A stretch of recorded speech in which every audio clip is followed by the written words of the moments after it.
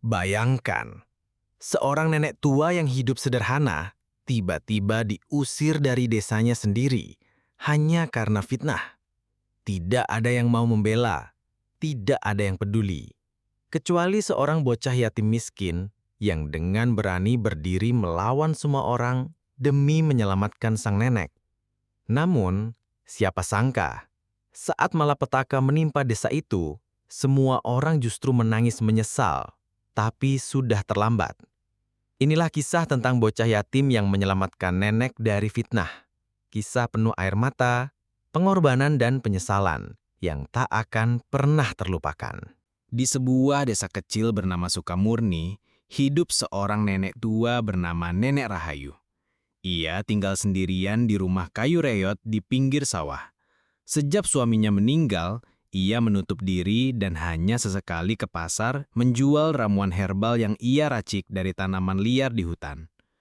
Namun, di balik kesederhanaannya, banyak warga desa yang mulai memandangnya dengan curiga. Kabar miring berhembus. Ada warga yang sakit mendadak, ada ternak mati mendadak, bahkan anak-anak sering demam tak jelas penyebabnya. Perlahan, bisik-bisik itu berubah menjadi fitnah. Itu gara-gara nenek itu. Dia pasti main dukun.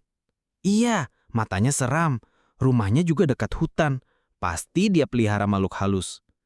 Kalau dibiarkan, desa kita bisa celaka. Fitnah yang tumbuh dari ketakutan berubah menjadi kebencian.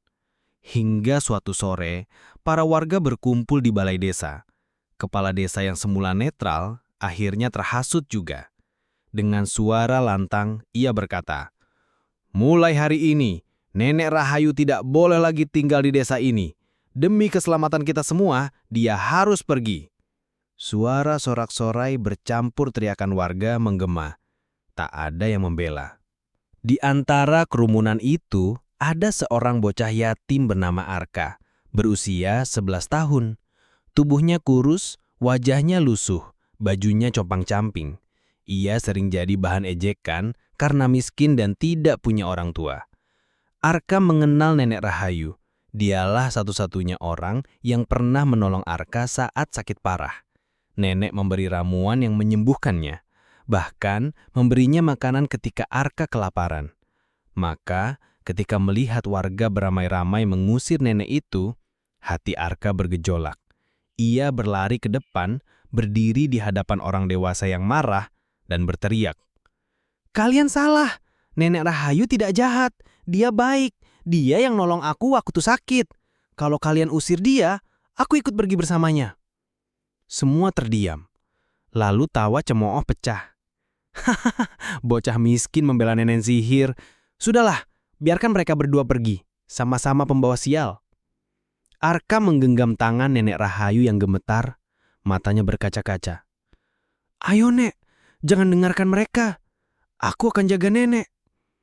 Dengan langkah gontai, nenek itu meninggalkan desa, sementara Arka menyusul di belakangnya, menatap sekali lagi ke arah desa yang tak lagi ingin mengakuinya.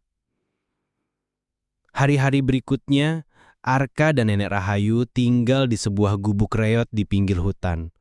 Mereka hidup sederhana, makan dari ubi, daun-daunan, dan kadang hasil buruan kecil. Arka sering mencari kayu bakar, sementara Nenek Rahayu mengajarinya tentang tanaman obat. Walau hidup sulit, mereka bahagia karena saling memiliki. Namun, dari kejauhan, warga desa masih sering menertawakan mereka.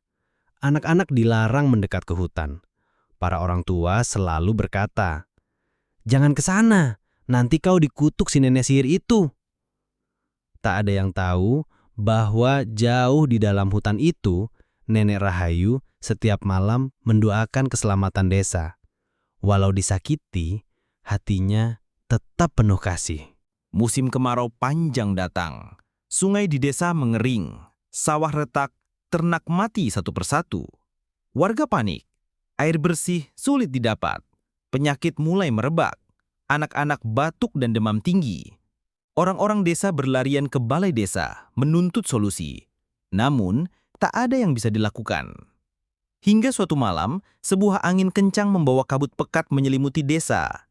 Atap rumah beterbangan, pohon tumbang, dan banyak orang terluka. Dalam ketakutan itu, seorang warga berteriak, "Ini semua balasan karena kita usir Nenek Rahayu. Kita salah besar." Suasana hening.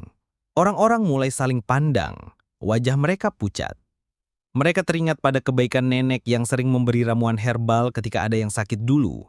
Mereka juga teringat pada bocah kecil yang berani membela nenek itu. Pagi harinya, warga berbondong-bondong ke hutan mencari Nenek Rahayu dan Arka. Mereka menemukan gubuk reot yang hampir roboh. Di dalamnya, terlihat Nenek Rahayu duduk lemah, dengan Arka di sampingnya yang sedang berusaha menyalakan api kecil untuk menghangatkan nenek. Warga terdiam.